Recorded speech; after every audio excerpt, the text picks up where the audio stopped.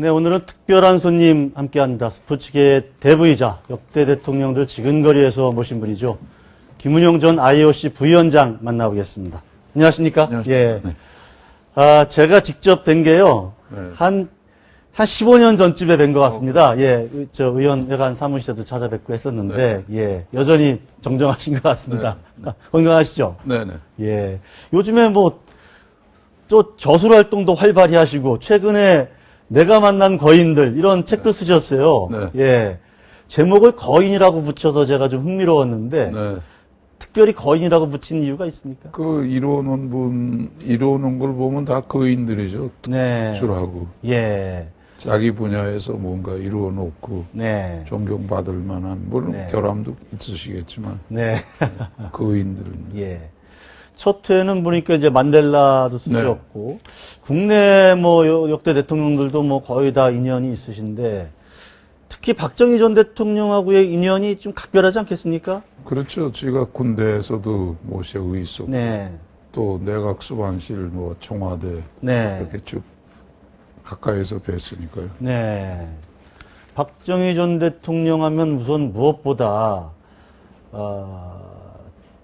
유경수 여사 저격. 네. 당시에 청와대에 근무하셨던 건 네, 당시에 네. 경호실 차장했어요. 사장으로. 네. 네. 그때 기억이 생생하실 것 같은데요. 네, 그렇습니다. 그 당시에 박정희 대통령이 유경수 여사 저격당하시고 국무신을 집어들고 나가시는 그 장면. 네. 예. 이제 대통령께서 이제 총알이 이제 유교수 여사께 맞은 건 모르셨겠죠. 이제 자기한테 공격이 오니까 네. 연설대 밑으로 이제 일단 숨어 쉬다가 상황 끝 하니까 이제 그때 다시 연설을 끝내고 네. 돌아보니까 유경수 여사께서 벌써 다 실려 나가시고 네. 고무신 떨어져 있으니까 그거 주워 가지고 나가셨습니다. 그때 민주주의 국가에서 경호관들이 너무 앞에서 설친다고 그래가지고 네. 대개 박정규 실장 혼자 위에 있고 다 뒤에 가 있었죠. 네. 네. 네. 박종규. 네네. 예, 박종규 당시 실장이었고 그 밑에서 이제 네, 차장을 네, 하셨던 네, 거죠. 네네. 결국은 그 사건 때문에 청와대를 나오신 거 아니겠습니까? 그렇죠. 그 다음에 이제 경호실장이 이제 다른 사람이 오고 그러니까요. 또 이제 나가게 이제 사표를 안 나가도 된다고 그러는데 나갔죠, 전부. 네. 다음 경호실장이 차지철. 네. 그 밑에 있을 수는 좀 없죠. 네. 네. 군대에서도 계급도 많이 달랐고 또 네. 성격도 안 맞고. 차지철 씨와 관련돼서도 글에서 써놓은 대목이 하나 있던데요. 그렇죠. 차지철 씨가 저한테는 잘했습니다. 근데 한 번 만났더니 청와대 일개 사단이 공격해도 막을 수 있는 준비가 돼 있다 그래서 제가 속으로 이 사람 잘못된 거 아니냐. 이 경호실이라는 게 대통령을 경호하는 데지 전쟁하는 데는 아니거든요. 네. 경호관이라는 거는 미국서도 급하면 몸으로 전부 떼지 않습니까? 린던 때도 그렇고, 네. 레이간 때도 그러고. 근데 네. 권총 뽑을 때는 경호관이 권총 뽑을 때는 이제 상황 마지막이거든요. 네. 그러니까 사전에 예방을 잘 해야죠. 그렇죠. 박정희 전 대통령 얘기를 조금 더 하면 여러 가지 박정희 대통령 관련된 에피소드가 많은데요. 네. 주로 인간적인 면모 이런 얘기들은 제가 많이 들었는데 네. 한 번은 아주 직언을 세게 하는 그런 면모가 있다. 그래서 4.19를 진압 잘 저거한 네, 네. 송여찬 참모총장에 대해서 돌직구를 날렸다. 이런 네, 그렇죠. 예, 네. 에피소드가 있더라고요. 네, 일군사령관 송 장군이 하실 때 박정희 소장 시절에 네. 참모장이었었습니다. 그러니까 직계죠. 네. 전 그때 비서실에 있었는데 그러다가 참모총장이 돼서 갔을 텐데 4.19가 일어나가지고 비상계엄사령관 이제 참모총장이 맡으시고 부산에 이제 군수기지 사령관이 박정희 소장이었었는데 네. 부산지구 계엄사령관이었었죠. 네. 근데 이제 3.15 부정선거 때문에 이제 4.19가 났는데 군이 그래도 국민 편에 쓰고 대통령도 보호하고 그리고 이제 상을 잘 장악해서 그다음에 정치인들한테 남겼지 않습니까? 대통령 네. 이승만 박사가 이제 하야하시고. 근데 그 송 장군이 그때 인기가 참 좋았습니다. 저 발포도 안 하고. 네. 저 당시의 국민적 네, 인기가 네, 예. 굉장히 좋았죠.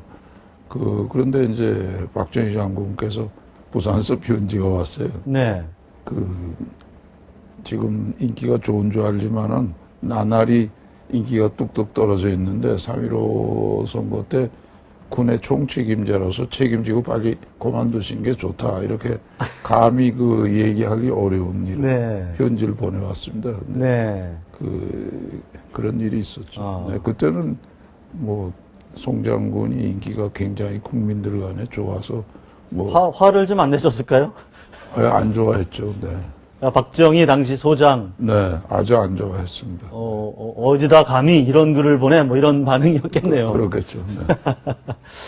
자, 박근혜 대통령과의 뭐 인연도 네. 뭐 적지 않을 것 같은데 네. 박근혜 대통령 그 11.6 사태 이후에 네.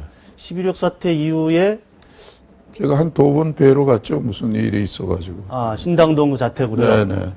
그때는 좀 뭐랄까 이 서슬퍼런 시절 아니었습니까? 좀 그런데 그래도 의연하고 네. 단정하시고 네. 그랬습니다. 네. 운명을 제대로 잘 받으시는 것 같더라고요. 네. 그 후에 몇 년 있다가 이제 국회에서 네. 네. 네. 네. 그 국회에 들어오시고 나서도 외교통상위원회에서 같이 한 예. 2년 있으면서요.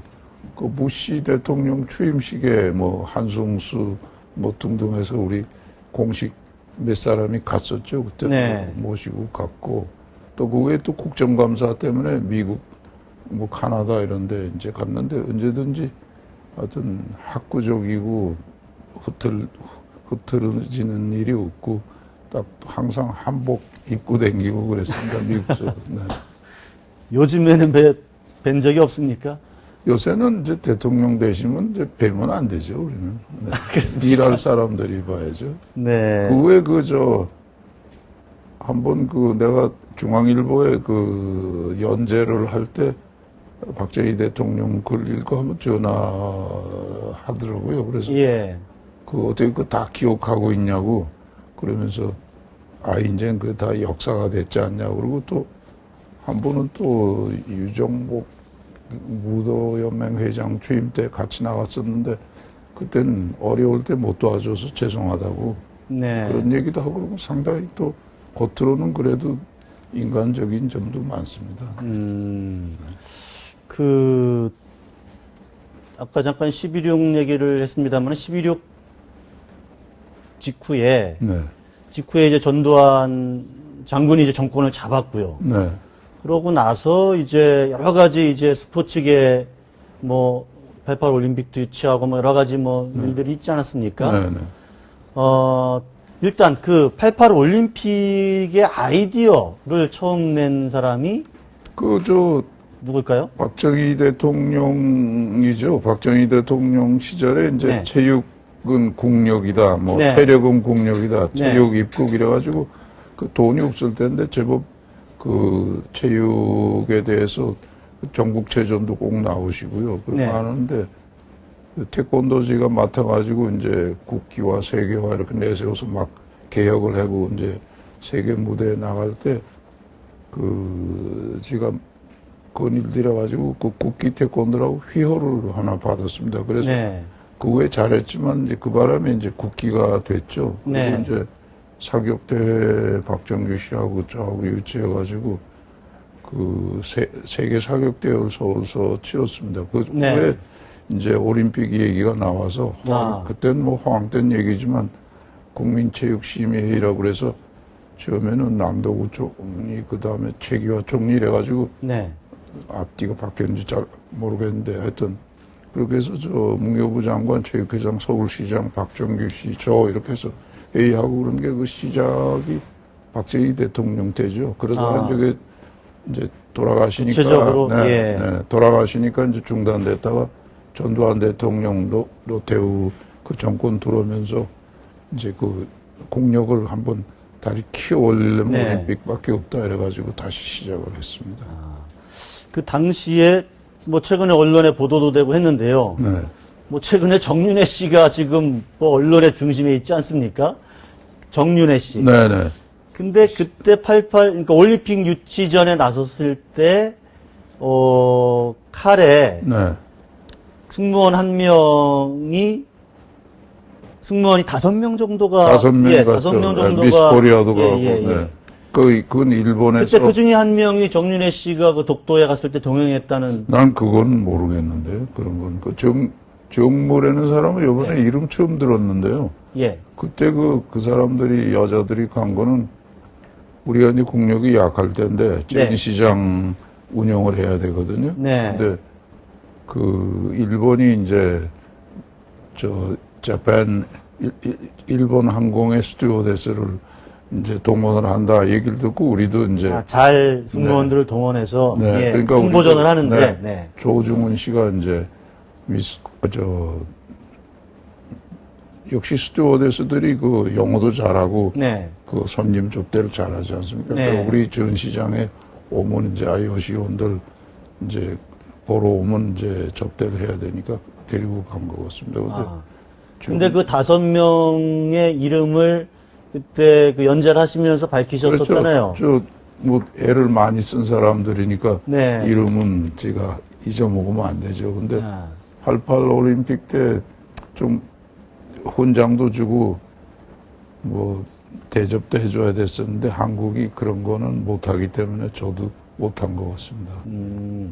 그 중에 한 명이 정윤회 씨하고 오랫동안 친분을 좀 이어왔고 지난번에 그 이른바 지금 비선실세 의혹을 받는다는 정윤회 씨가 독도에 방문했을 때 전 그건 같이 지금 갔었다. 처음 뭐 듣는, 이게 네. 지금 이제 얼마 전에 나왔던 뉴스인데요. 그때 인터뷰 조금 네. 나왔는데 이제 그 사실만 말씀을 하신 거죠. 그런 일이 있었다 그렇죠. 당시에. 저는 뭐 그것밖에 모르니까요. 네. 그또 지금 이름 나오는 사람들 저희 세대하고는 워낙 보이지도 않던 사람들 아닙니까? 네.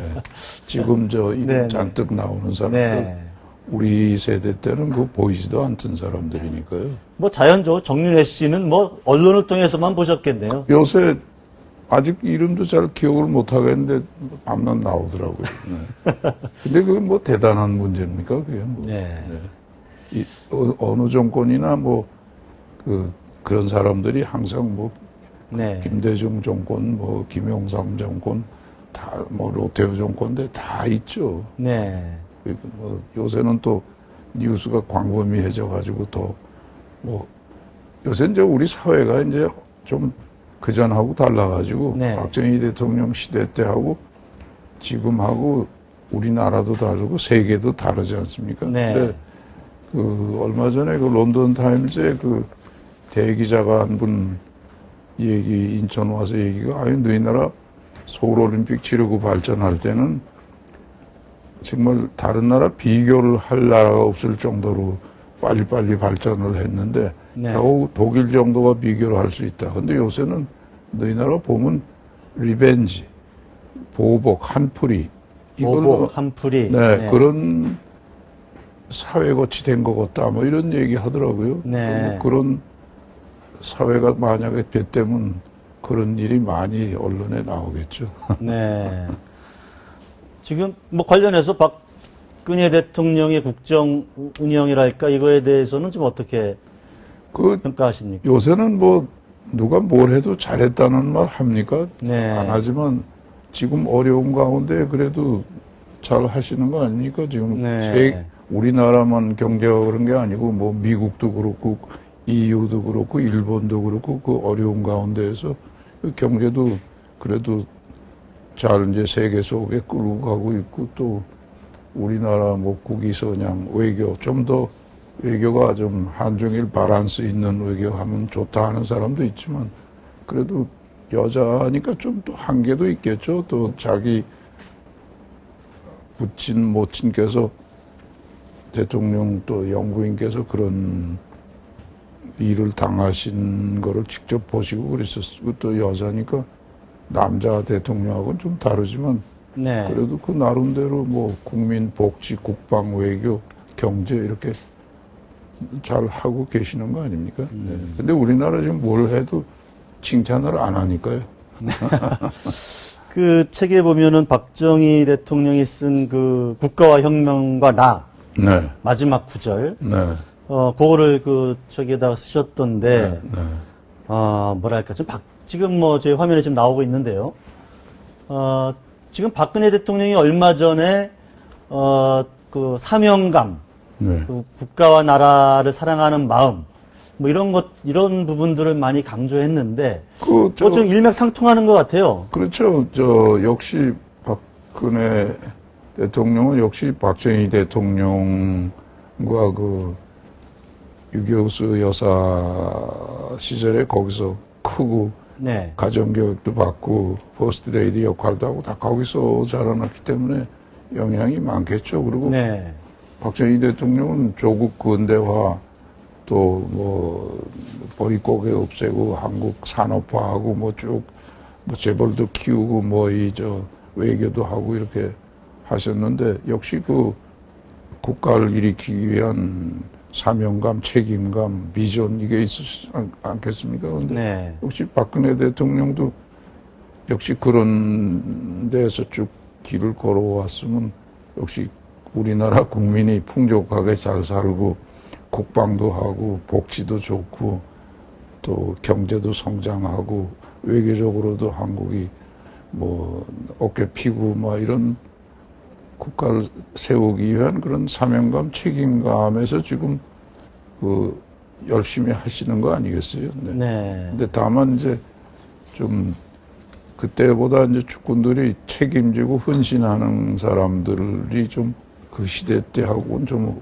다르게 없는 것 같고요. 측근들 사이 주변에 네네. 주변에 목숨 걸고 네네. 뭐 목숨을 걸어야 될지 알건 헌신하는 사람들이 책임지고 그게 이제 뭐 지겠지만은 그 네. 전보다는 좀 그런 것 같은 감을 많이 주고요. 예. 그리고 소통은 이제 안 되는 게 아니고 역시 여자니까 좀 어렵겠죠. 저희도 이제 접근하기 어려운데. 네. 그렇지만 이제 앞으로 좀 사람들 많이 만나서 얘기를 많이 듣고 네. 또 박정희 대통령도 그러셨지만 그 인재등용도 지휘관이 그 나폴레옹이 자기 참모 이상의 일을 못 하거든요. 네. 참모들이 다 하는데 좀 광범위하게 뭐 박정희 대통령은 적 아군 뭐 선배 뭐 누구 따지지 않고 막 갖다 썼지 않습니까? 네. 좀 그런 게 했으면 하는 게 많은 사람들이 바라는 거 아닙니까? 네. 그리고 또 한중일 외교도 좀 밸런스 좀 잡고. 네. 한쪽으로. 균형을 잘 잡고. 네. 네. 그 책에서 보니까 지금 뭐 좀 정치 얘기를 하셔서 말씀인데 김종필 전 총리 얘기도 좀 나오던데요. 네. 네.